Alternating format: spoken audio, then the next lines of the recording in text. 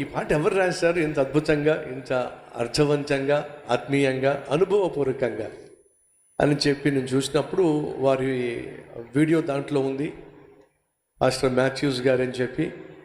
కాబట్టి మన గుంటూరులో నంబూరులో నా సంఘానికి ఫోన్ చేసి మొదటిగా చెప్పింది ఏమిటంటే, పాస్టర్ మాథ్యూస్ గారికి చెప్పండి, వారు రాసిన పాట నాకు బాగా నచ్చింది, నాకు బహు దీవెనకరంగా ఉంది అని వారు తెలియచేస్తే, వారు ఆ పాటను సిద్ధపరచడంలో ఉన్న ప్రయాసకు ప్రతిఫలంగా బహుగా సంతోషిస్తారు అని నేను వారికి ఫోన్ చేసి చెప్పాను. బహుశా వారు మీకు ఫోన్ చేసి ఉంటారు మీకు. ఎస్.